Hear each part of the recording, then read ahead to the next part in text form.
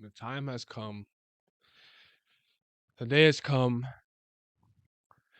and it's time for me to let go, to move on, to begin my healing process and journey to to greater and better heights.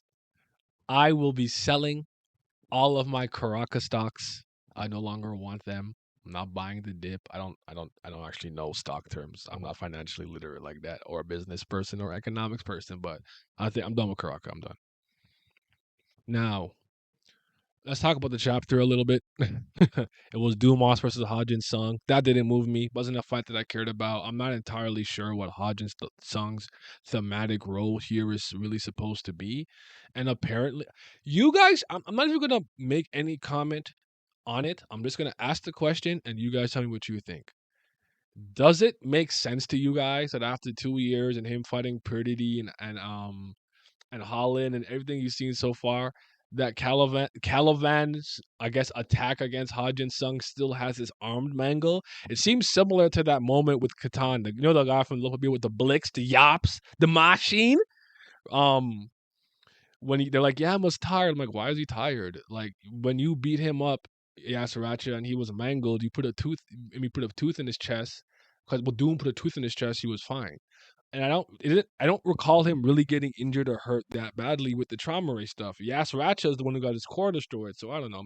But I do, you know what though? All things considered, I know that form takes a lot out of him, but I didn't know like he was like that hurt or tired, so it's just kind of weird to me.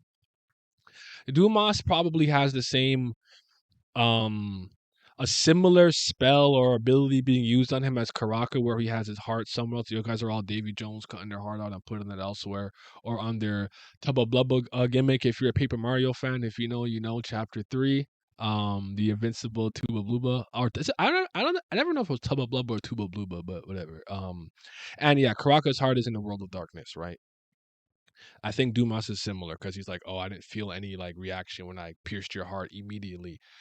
um yeah, Crocker showed up to help get the book, and frame one, he got a spear through his heart, which means he would have been dead off a rip if it wasn't for the speciality of him. Karaka is someone that's is becoming extremely hard to root for. He was the baby slayer, but now he just looks the worst out of FUG pretty much in general as far as slayers go. Bam is stronger than him and better than him.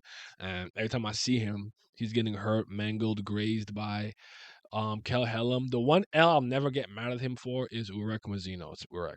Even though it was a finger and it's embarrassing, but it's just like hard to like this guy because what I thought SIU was doing was something very smart.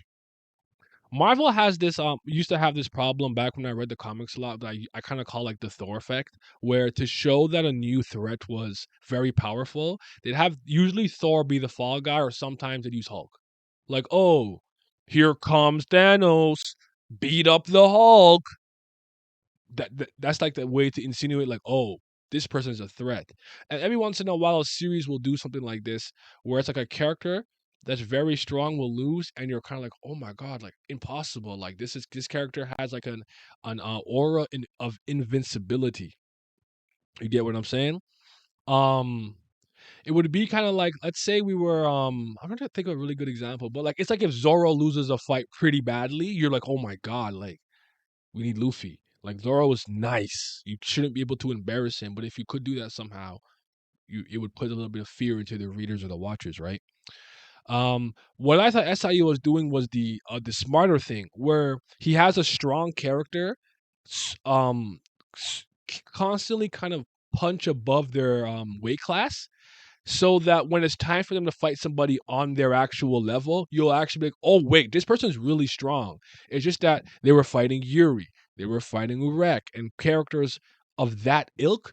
So they didn't look as impressive, but when they're fighting someone that they're stronger than or on the same level as, you can see them display their whole showcase. I think it's a good way to hide a strong character.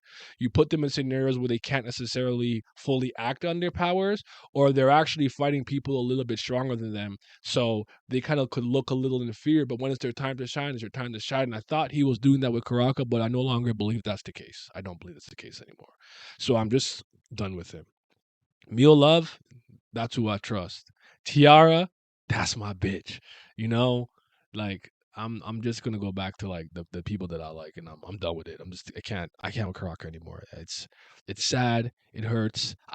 People are like, no, how do you think it feels to be a Kun Ran fan or whatever, whatever? I'm like, I'd rather not see him.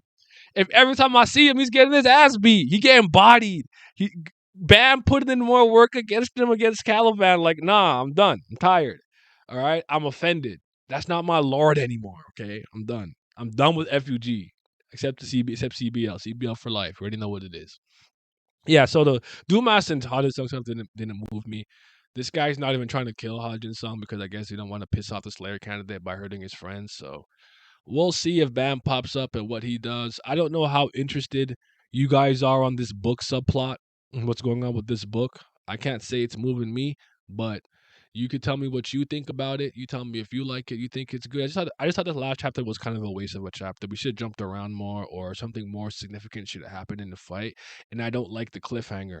Tiger Dragon Gate, the strongest technique we've seen Hodgin Sung use so far. Really good, really cool. Split Dumas in two, it seems, and he's falling like Captain Yamamoto he did in the Thousand Year Blood War.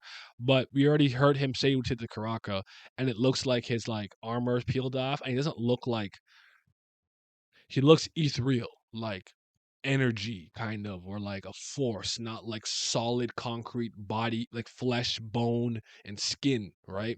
So I think he's gonna get right back up. It wasn't a good cliffhanger, but that was a chapter. I don't really have anything else to say about it. I mostly wanted to come here and tell you guys that I have reached my limit with Karaka. I was holding on with one arm, and now I let go. I accept my fate. I plummet into the abyss, and I die.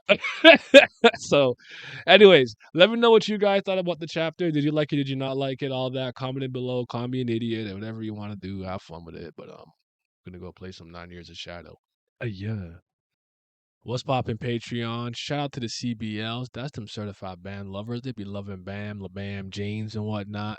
A bigger shout out to the Priest of Fire. They might be the real CBLs because they be loving Brilith. Brilith gang. And I gotta give a extra special thank you to the Fifth Zen Gods. Shout out to Big Abdel, Alan, Andrew, Childish New Jabis, Dang I, Triss, Fairs, Johnny Rogers, Lazy Dragon, Lucky Roo, Makai, Revenant, Scobe, Shadi to Your Body, Simi, Sonny Kathapali, Ticos, Tino Brown, Urek Mazzino, Zachary Cooper, Zodiac, Nemco, and Zyler Scotty. Your support is greatly appreciated. Thank you. Yo, I have food now. Yo, yesterday I ate some grass. I ate some leaves. Let's go.